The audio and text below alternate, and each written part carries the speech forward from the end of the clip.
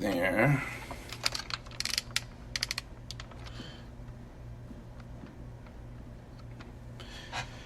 As everything comes on, I'm Dr. Paul Dyer. Welcome to Freedom Fight. We have a podcast. We've been out for a little bit because we've been busy. There's a lot of stuff that has been going on, and we want to catch up. But as you can see behind me, it's the Memorial Day, or that's Arlington, actually, if most of you people don't know.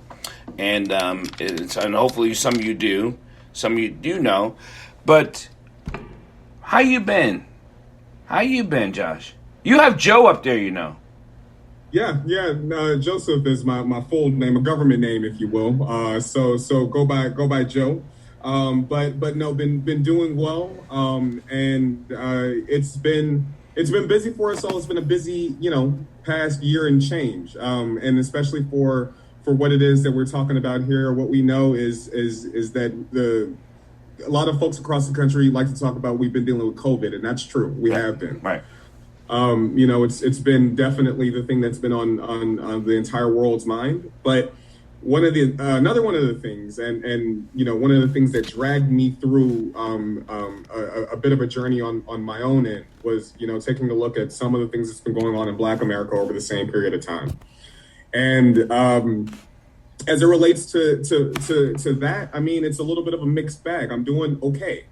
We fortunately were able to see some important legal ramifications come to some people that deserved it, but not long after we received some of that, we saw some of the same behaviors perpetrated in other parts of the country, and we continue to see that today. So I'm all right. But I do hope that, as we continue to talk about things like this, as we continue to educate folks, as we continue to bring in allies into the fold, and as we continue to do the good work to help Black America, that I'll be better and that better days are to come. A lot of people talk about mental health, and I do a lot of shows on mental health and things like that, and I'm concerned about mental health. When you're saying you're doing okay, is okay enough? Isn't it all right for you to say, because I know several weeks ago, I was like, not okay. And I actually don't remember what was going on, but there was a period I was just not okay. And I said that on air. I'm like, we had a show, Black Coffee Conversations, and just us men got together on air, on live, and said, we're just not okay. We're not okay. And that I think for America, for Black communities, we definitely have to say, we're not okay. Yeah, no, I think it's a good point. First of all, let me acknowledge your point about mental health. So as a prior service, Army prior service soldier myself, and from a family that's Black folk from the South, mental health is not always something that we take as seriously as we need to. I try to do pretty good about it. I try to give myself those mental health breaks, and I try to make sure that I am doing okay. And when I say okay, I mean okay. Right. But I think truly it's hard sometimes, when we look at the complexities of the world, as we already talked about COVID, as we already made reference to George Floyd and Derek Chauvin and some of the things that have been going on in that space. I think it's hard, Dr. Paul, to say that we're doing great. I hope we don't say that, because that would be a bald-faced lie. They were like, "Dude, you lied." lied. And it's funny. It's funny that you mentioned this. I on one of my deployments, I was actually there doing some work in some hurricane zones that were devastated from that would have been Hurricanes Irma and Maria a few years back. And we were there with some Swedish folks that were there to help us out with the logistics. And one of the things that I thought was really funny is like the guy's name was Oman, and I was talking to him and I said, hey Oman, how you doing? And he said, in my culture, when somebody says how you doing, sometimes it turns into a 20 to 30 minute conversation because we actually answered the question. I noticed that here in America, we were down in the Caribbean islands, but still obviously the United States of America. People just say, I'm doing fine and keep it moving.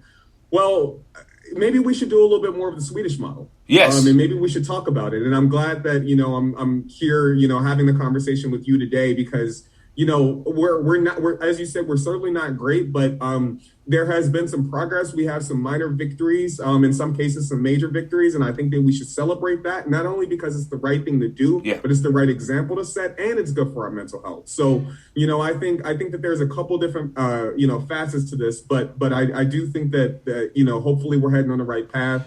You asked about me personally. Thank you for that. I think that I am okay, but I think that I am weary just looking at the amount of work that we have before us.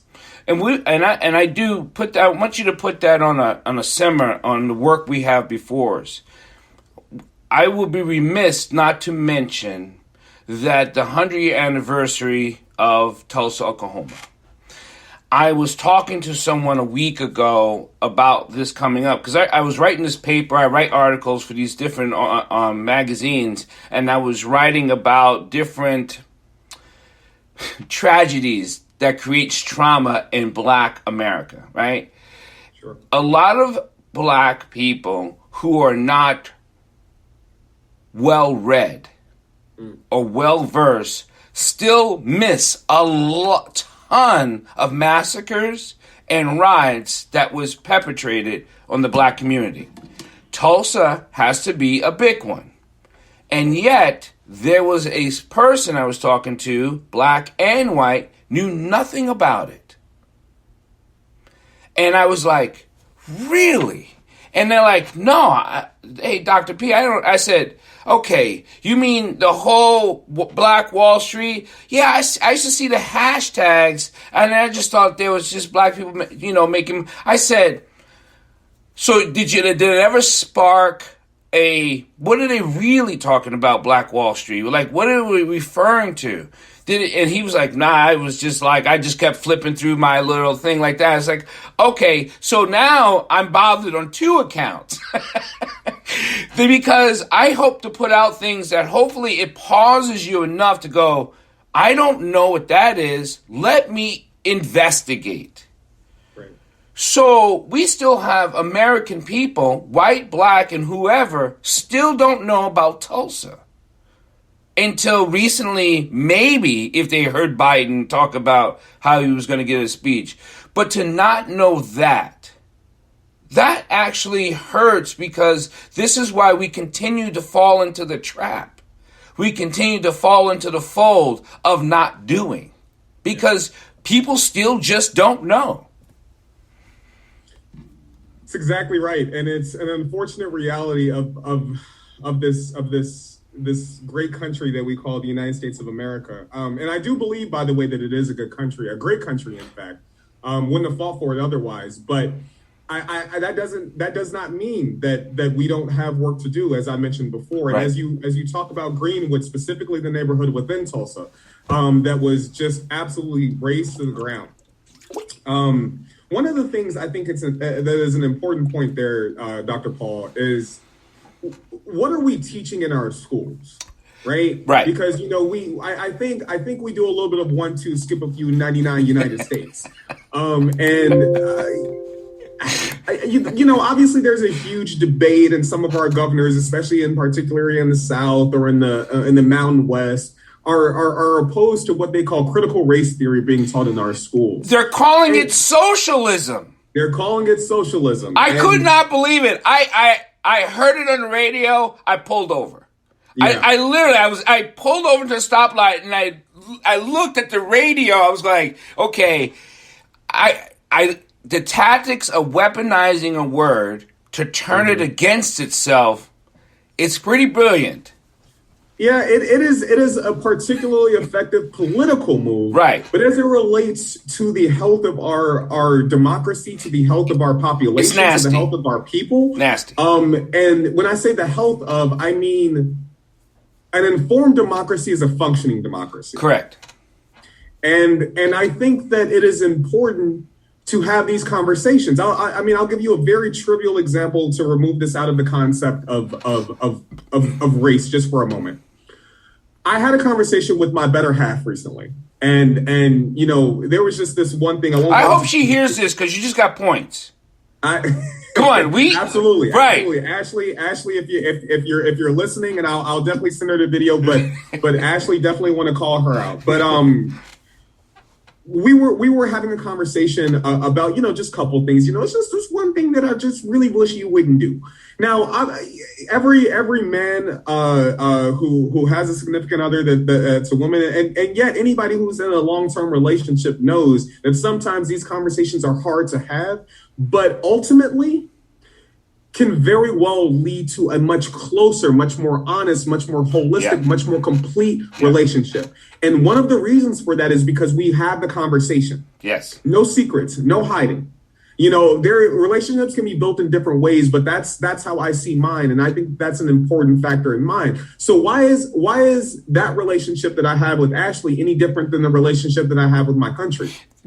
And it should and I think that these are important things that we really need to make sure that we're talking about, to put it back in the context of race, because if folks are tired of having these conversations, maybe we should finally stop talking about them and do something about them. But in order to do that, we have to first make sure that everybody's on the same page. And what does that mean? When we talk about it, because we're still hashing it out. Socialism, critical race theory. How about education of the history of America and what it didn't do? Not also just what it did. There's a lot of stuff it just didn't do. That's right. And yeah, you throw all of these politically charged labels into everything. And by the way, both sides are guilty of it. It's not just our Republican colleagues that are doing this. We're both guilty of it. It's just the environment that we live in. But I do think that, as I've said before, it's important to have those conversations, because at that point, and in this lowly soldier's opinion, at only that point do we ever have a hope of moving past it and moving forward beyond it. And so, to the folks in the majority who may be opposed to this line of conversation, who may be opposed to educating their children about the sins of this country's past. Well, I mean, you're going to continue to get protests. You're going to continue to get, you're going to continue to get this tension between, the police, which, by the way, many scholars look at the historical context of what policing came from in this country, and it looked a little bit like slave chasers to start off. So, I mean, let's just have a conversation here about what it is that we're talking about, because then maybe we can actually identify what it is about policing that's going so wrong, at least in the public eye. And by the way, I'm a part of I'm an EMT, or an EMT in training, I should say. Don't give myself too much credit. And the volunteer membership chair he works for the sheriff's office. Mm-hmm. I, black man, EMT in training, have to work with this gentleman who, in his part-time volunteer gig, is my lieutenant, my leader, and during his 9 to 5 is a cop. We have to be able to work together in this world. And we need to be able to communicate with each other. We need to be able to work with each other. And I have a show with James Spearman, who's a 33-year-old veteran police officer here in Maryland. And we have Talking to the Sarge. And we have these conversations because it isn't the police force. It's the people who are in it who are not well or good. So we have, and it is our relationship as a community, as black community, with the police force. It isn't a healthy one. I know that from a childhood, from being pulled over with a basketball when I'm 10 years old, walking with my cousins, being, just checking us out, patting us down in the 70s. This is something that just went on and on and on. So we don't have a good relationship with the police force in the United States. So, and we definitely have to have them. We're not looking at a society without a police force. I mean, I think sometimes people say we're looking to defund them to not have them. They're totally misrepresenting us when they're saying that, because it's just not true. Right. And I think we saw that did some damage to the Democratic Party recently. Although, the presidency, the House and the Senate are all in Democratic control, I think there was an argument to be made that some of that, you go back to the socialism point that you raised earlier. I mean, some lines of messaging don't work everywhere. And so I think that is something on a political front that we have to be aware of. But let's also talk from the human front, right? Yes. Because honestly, and as you alluded to, I want to be able to call the police if I'm in trouble and expect that as a member of the community, I will receive help just like any other member of the community. And so from that standpoint, I certainly wouldn't want to defund the police, but I do think that it is important to acknowledge, and living here in Maryland, there are a number of counties that are doing some variation of this. I think it is important to acknowledge that maybe every time somebody calls 911, the police don't need to show up.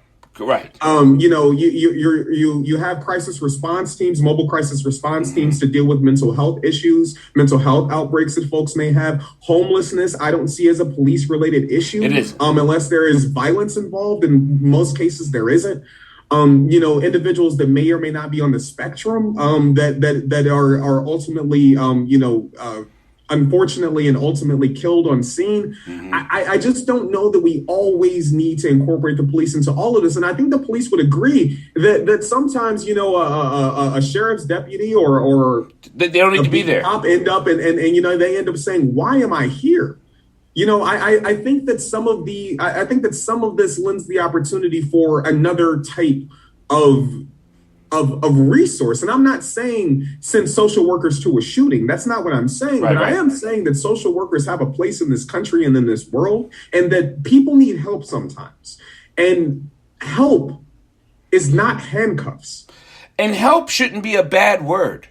Help should not mean jail time. You're right. Help should not mean being shot. Help does just mean help. If we are not able to ask for help, then we hold things in, and we're going right back to that mental health, right? Because if we feel like we can't say something, then nothing gets done, and then when it explodes, it's something very bad. Very, very bad. And that's when you see a lot of times the violence is incorporated into it when individuals take matters into their own hands because they feel that they can't trust the institutions around them. And so I think that what we're talking about here is a 400-year problem, but we're also talking about a slope that can still get even more slippery. And one that I think that we are ripe for trying to address, and many jurisdictions are attempting that. I think that there are some jurisdictions, in fairness to my brothers and sisters on the right, that are going a little too far, right? But I think that unfortunately, when you have 400 years of struggle, I think that eventually you should expect that pendulum will very quickly swing into the other side. And so I think that that's a lot of what's happening there as it relates to some of the overreaction. But at the end of the day, no matter how you want to talk about it, no matter how you want to politicize it, I think that both our majority and minority brothers and sisters would agree that some conversations need to be had and some things need to be done to really relax some of the tension that we see as it relates to the Black communities across this country and some of the policing practices that are being engaged in those communities. And I think if we're going to have this conversation, how do we... I don't think enough people understand the difference between conversation and political rhetoric. Right. And I think that gets so mixed into the Kool-Aid that a lot of stuff either gets watered down or sweetened up. It's either one or the two, but then it does take away from the conversation. It's because conversations aren't political unless you politicalize it, right? Or unless you weaponize it. And we have to figure out. Education is now weaponized. I think education was always weaponized. Why? Because it was segregated. If you segregate something, that means you want it intended for something so the others do not have. So it was sort of slighted in a lot of ways of being weaponized anyway.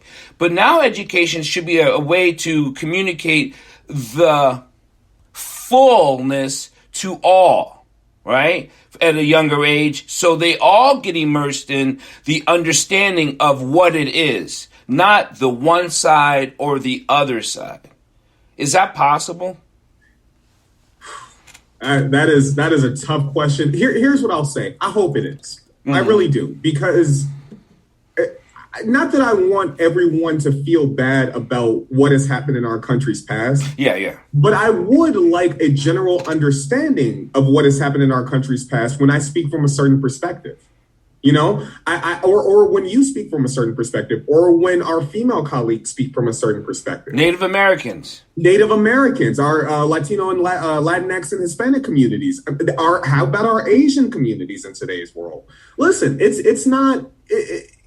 to me, I just want us to be speaking from and singing from the same sheet of music, you know? And I think that education has a really important factor. It is a really important factor in that.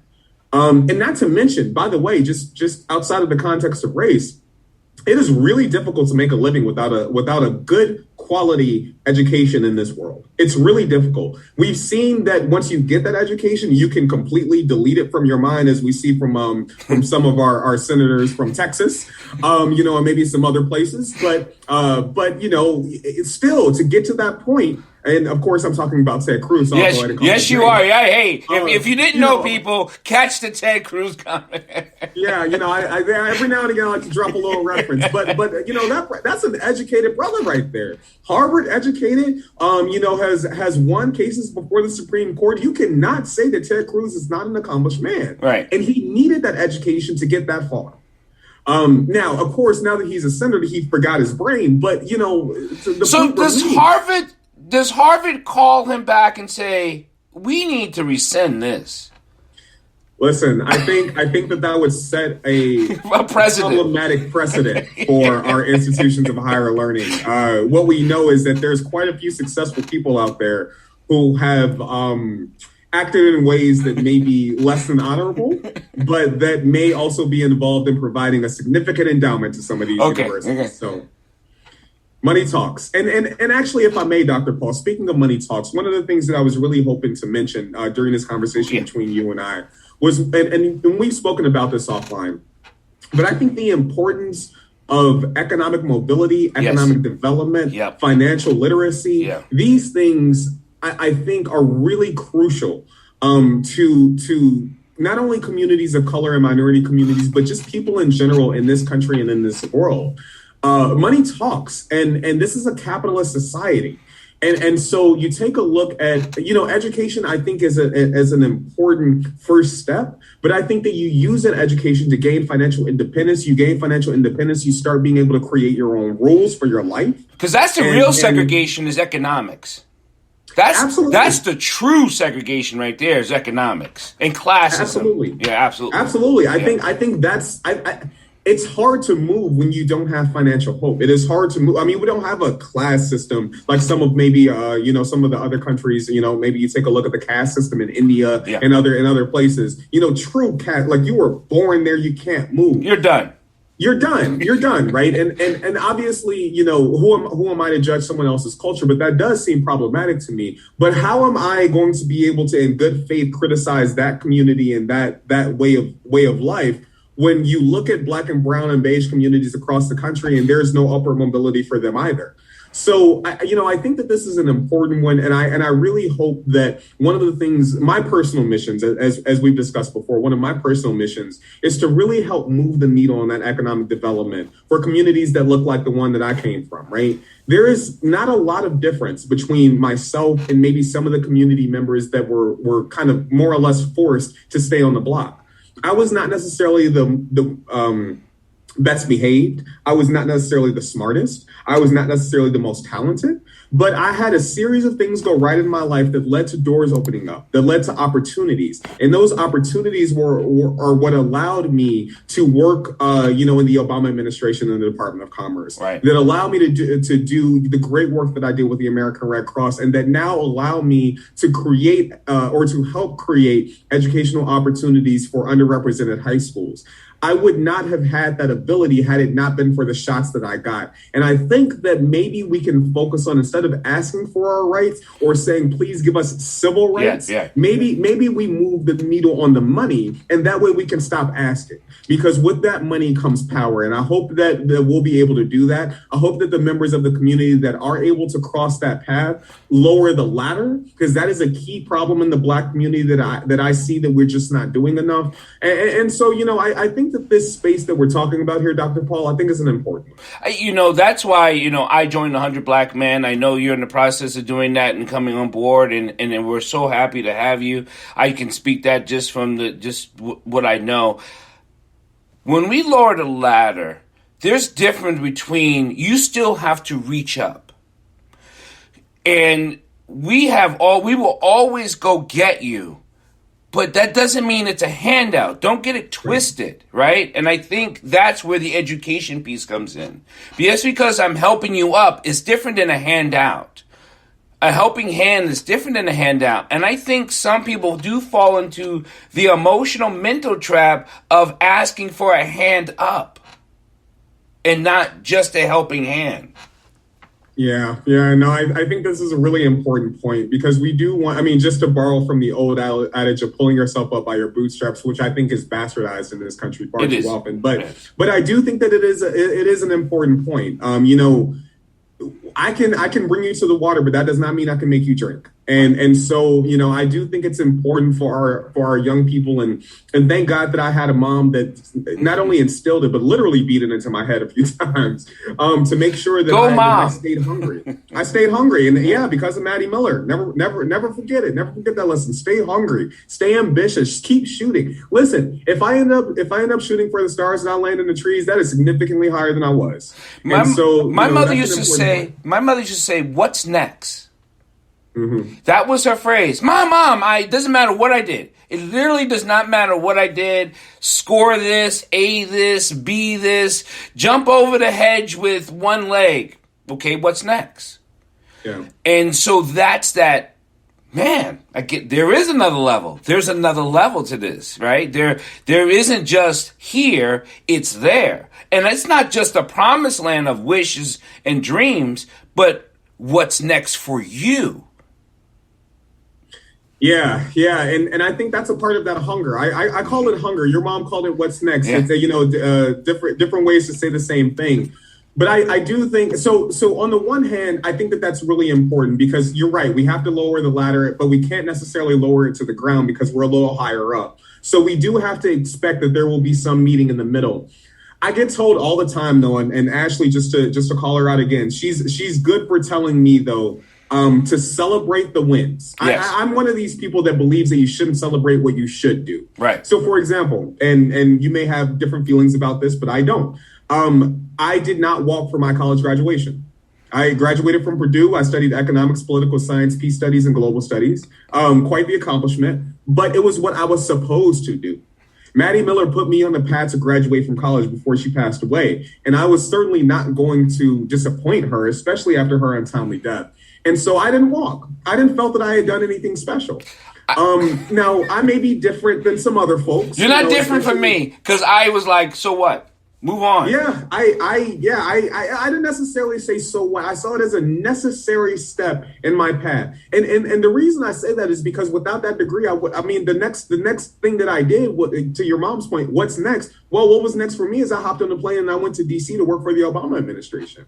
But you best believe that wouldn't have happened had I not gotten that degree from Purdue. Right.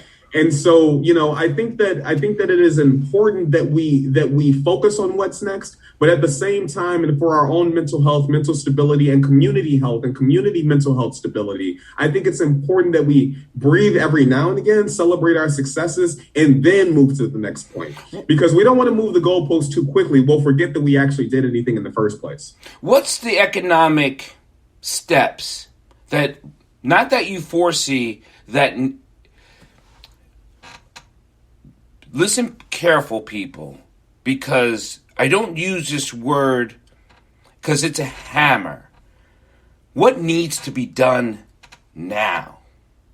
And need is a hammer that I am throwing at the table because we don't have that much time left to lollygag.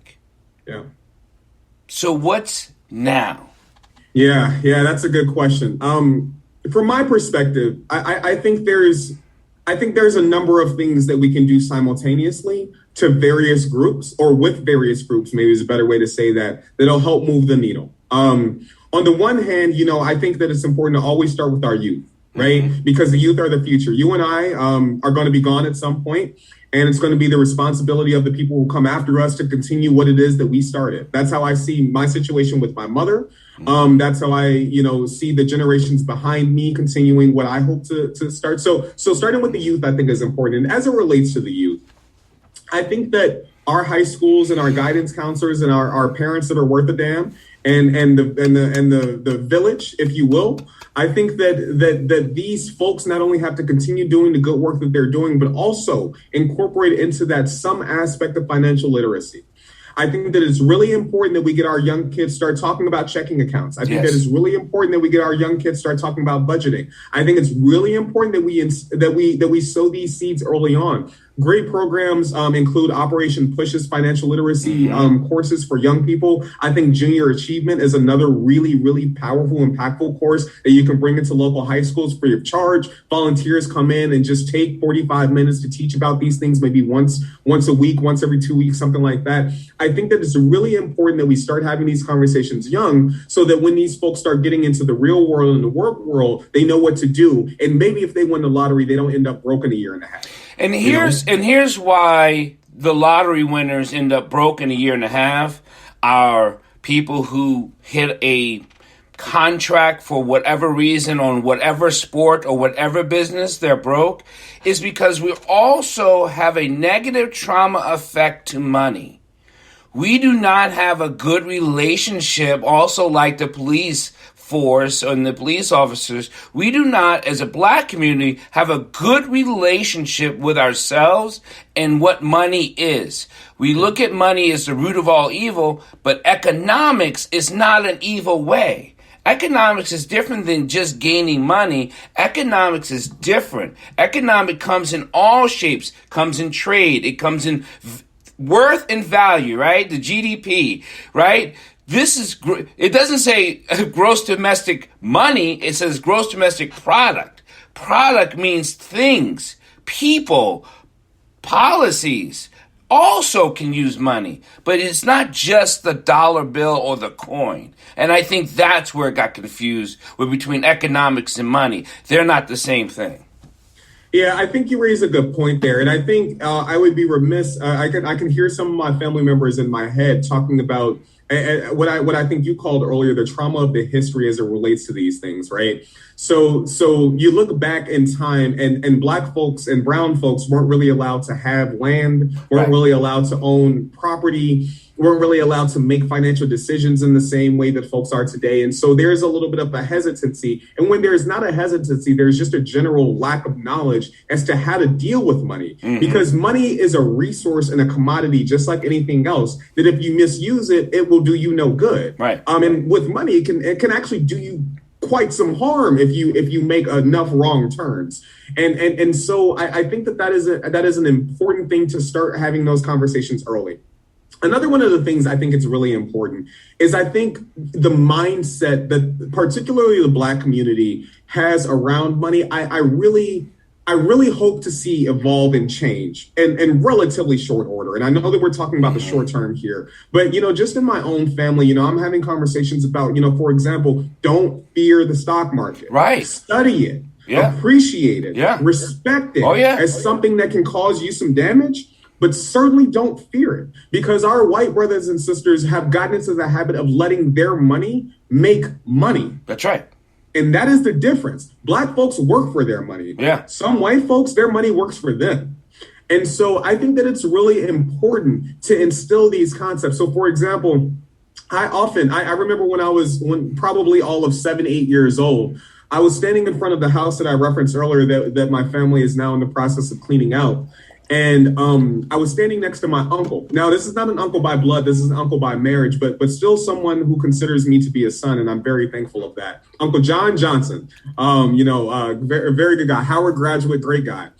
And he talked to me about his history of investing in real estate and how he used his homes as a way to maintain his wealth and increase his value. And so, he would sell a home, finish off the rest of the mortgage or whatever the case may be, and use the proceeds to put a down payment on a bigger house.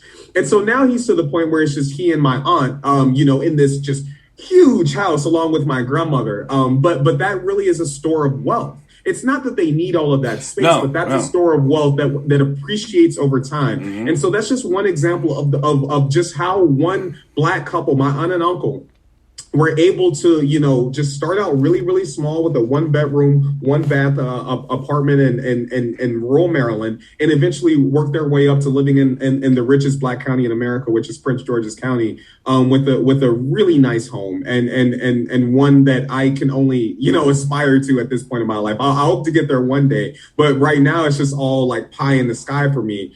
And so I say all of this to say, and I bring in these personal anecdotes because, I want to just point out that this can be done. It can. And this is something that is attainable within the Black community. It's going to take some effort. It's going to take some changes in the way that we think, especially as we think about money. When you get money, you might need to spend it immediately. But if you don't, what are you going to do with the rest of it? Are you going to put it in your mattress? Which some people still do. Still do. It's not a joke. They still do it. It's not a joke at all. No. It's not a joke at all. Some people, I actually, as a member of the American Red Cross, by the way, quick disclaimer, I may be wearing the Red Cross insignia. I may be making some references to it, but just to put it out there, these opinions are my own and do not represent the thoughts and positions of the American Red Cross. But I will make a reference to an experience I had with the Red Cross as I was responding to a multifamily fire. A gentleman lost his life savings because it burned down because he kept it in his mattress and in his closet. Tragic. No insurance, no life savings gone. I have no idea what happened to that individual. I can't imagine he lasted much longer, to be quite honest with you, though, Dr. Paul. And so, I think that, you take a look at that, but even some of the less ridiculous examples. Are you going to put your money in a low interest bearing account, just a regular old savings account that Chase or Bank of America just hopes that you drop the money in so they can loan out your money at 10, 15, 18% and pay you 0.002? Right. And so, these are the types of things that I've come across in my life and studying what I studied and just being a part of what I've been a part of. Now I'm an investor myself. I have a diverse portfolio and things like that. And I'm not yet 30, but I will say, though, that it did take me some time to learn these things and to implement these things. And I must say that I'm quite envious about, towards some of our younger folks who are, I looked at the thing and unfortunately, I can't come up with her name right now, but young Black woman, the first young Black woman to be on the New York Stock Exchange trading on the floor. I saw that. I think she was all of 22, 23 years old. She's slamming. Now, that young woman, that's what I'm talking about. Yeah, she's slamming. And I hope that she will be an example, not only for at least compared to her old farts like us, but also, the younger generations that come after her. Like, look, this is something you can do. And for as much trouble as Robinhood gets into sometime, I will say that the ease of which a company like that makes it for people to trade money and trade stocks and things like that, they have, again, gotten themselves into some trouble, but really lowered the bar for the average man, for the average woman, for the average 18-plus-year-old to really start thinking about these things and to make some mistakes on a lower level and then hopefully not to repeat those mistakes as you start talking about more and more money. These things are important. And to answer your question, Dr. Paul, long answer to a short question, I think these are the types of things that we can do in the short term right now to move the needle on the economic situation within our Black, brown, and beige communities. We're losing 7 million kids this year because of education, because of COVID.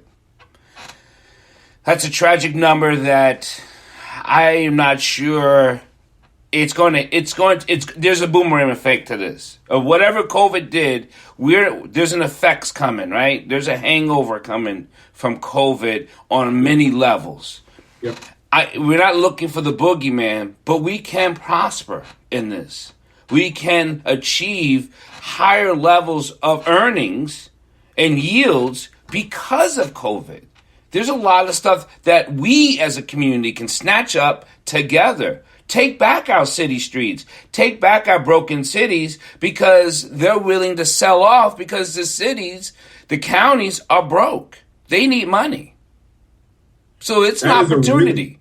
That is a really interesting point. And I think that you're right. You take a look at some of these city-owned properties that have been, kind of shuttered in the first place. And then as like you said, budgets need to make up the difference. People aren't working. People aren't paying their taxes. People aren't going out. People aren't paying their sales taxes. People aren't necessarily drinking as much in the bars and things like that. So people aren't paying their alcohol taxes, gas taxes. Mm-hmm. Like these types of things are really hurting local revenues. And there are some funds that are traveling down thanks to the current administration and things of this nature. But what we know is that some of these communities are still hurting, and particularly some of these communities that weren't receiving these resources anyway. So there exists the possibility for some of the members of our community really starting investing in these communities. I mean, you take a look at again, not a member of the Black, Brown, and Beige community, but you take a look at Jay Farney and what he, the Quicken Loans guy, the Rocket Mortgage guy, what he did in some parts of Detroit.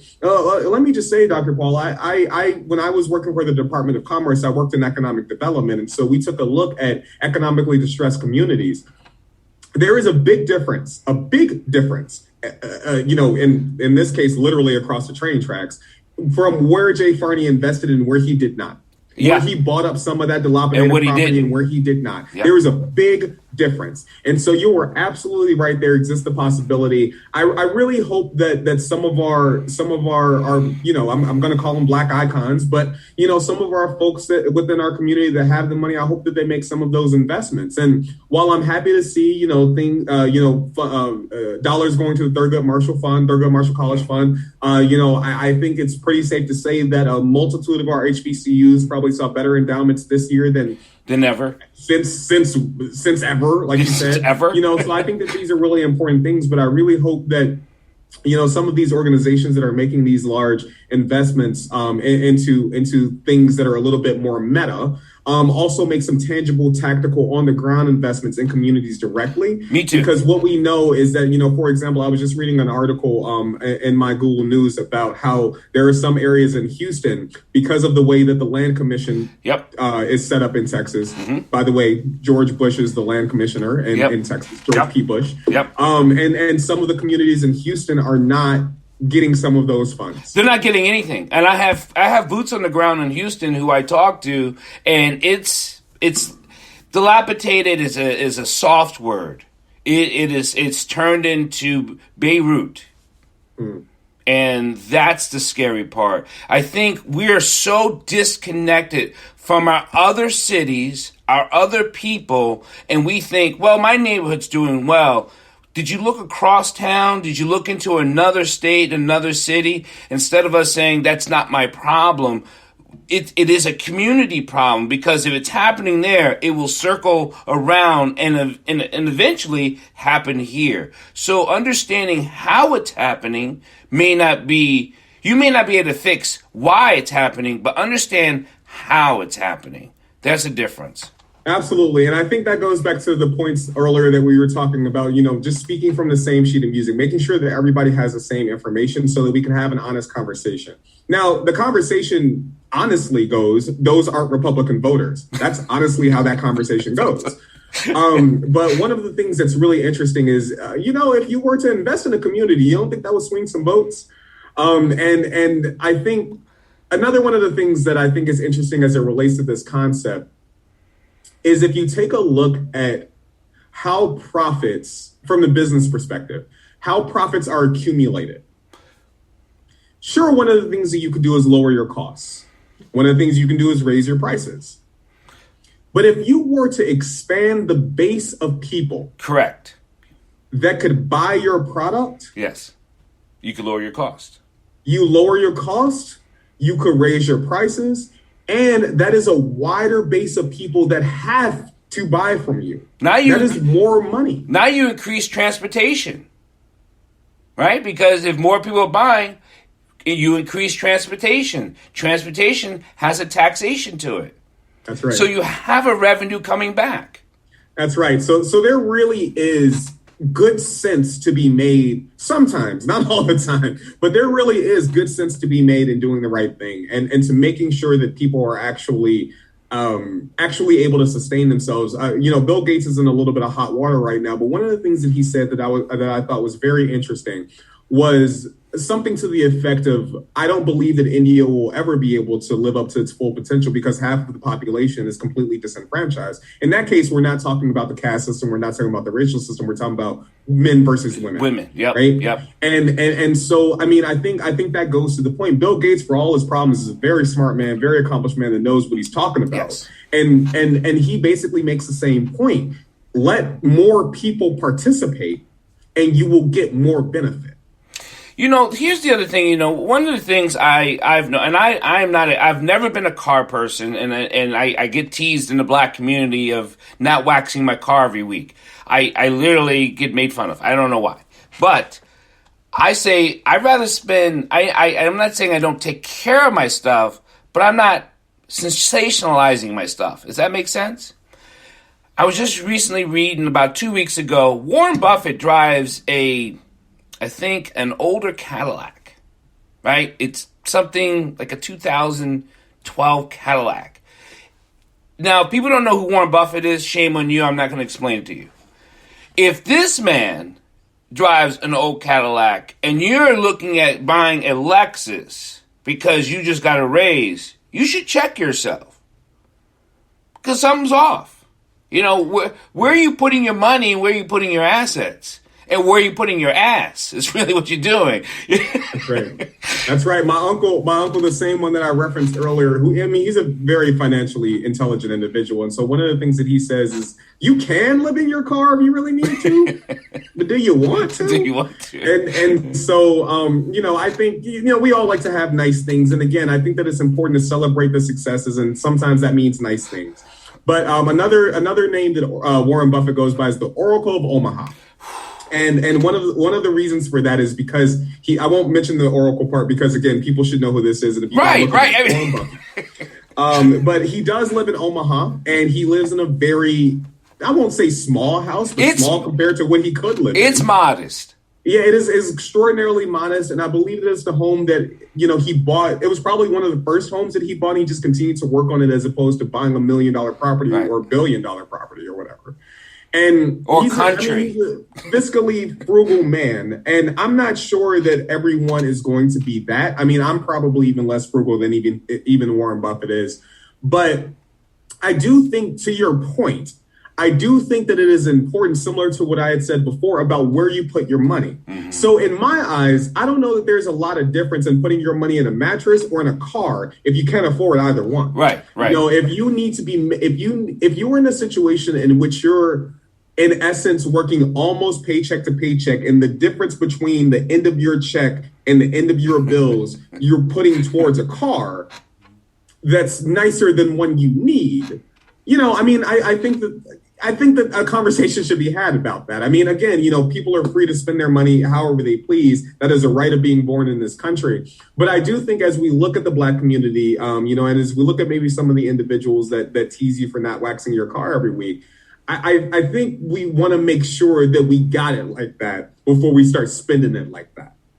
And I think that's why they look to the Black community. I wonder if Black people know this too, or the Black and brown community knows this, because everybody else knows it, that they actually look to them to spend over the money they don't have, charge it, create debt, just so they can have things. And they bring these companies out of debt with Black money. Blacks spend the most money in the United States and have the least. It's literally what an insane action thought. Per capita Black spending, it tends to be pretty high. Per capita Black saving tends to be pretty low. Now some of that, Dr. Paul, is related to the fact that there's not a lot of, like I said, there's not a lot of difference in a lot of cases between the end of your check and the end of your bills. So that's one of the reasons that we see that. Okay. But honestly, I think what you're getting at is that even when that's not the case, we don't spend as intelligently as we could. And I think this goes back to the point I made earlier about financial literacy, preparing folks for these conversations very early on. And then when folks are ready, talking about budgeting, talking about checking and savings accounts, talking about high interest accounts, talking about investing, talking about CDs, talking about treasury bonds and all of these. Well, treasury bonds are not having a good time right now. Those interest rates aren't super high. But the point being is I think these types of investment instruments exist for a reason. And I think if we look across to our majority brothers and sisters, again, we've seen over time that once a lot of these folks make some money, they make money for them. And I think that is ultimately one of the goals that I think that we really need to put in place in the Black community. I think it starts with putting together some of these early conversations and educational pieces with our youth. And then for the folks that are no longer young, like for example, I talk to, some elderly folks in my family, it's like, they'll say, oh, we don't have much time left. Well, true, you don't have much time left, but let's say that you want something. Let's say that you want to buy that last house. Let's say that your descendants are important to you. Let's say you want to be able to hand something down. Let's say that you want to create a legacy for your family and for your family name.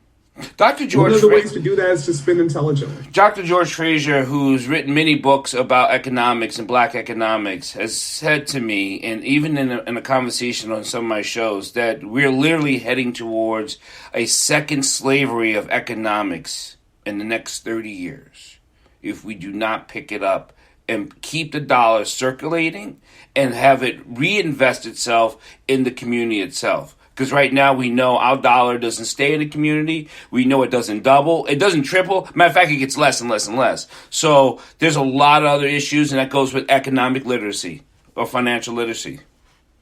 Yeah, and I, in a lot of ways, I mean, I think we might already be there. You take a look at my grandmother, for example, never made more than $10 an hour, and I was with 2 full-time jobs. You add both of them together, and she never made $10 an hour. And I mean, that level of work for that level of pay is certainly not slavery by definition, but it looks a lot like indentured servitude. Yes. And so, I think in some ways we're already there. And that's not to say, by the way, let me extend an olive branch here. I'm not sure that many rural white folks in West Virginia are doing better.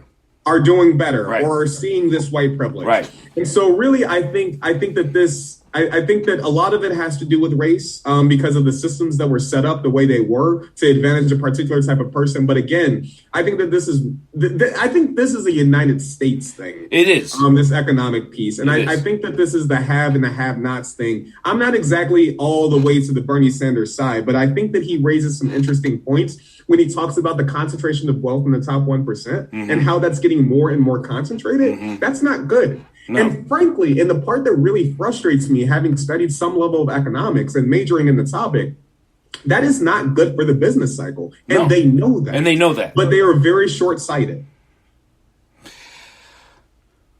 Thank you. Thank you so much. Get you back to your family. Get you back to the work we need to do. We're going to continue to do this work. We're going to continue to educate.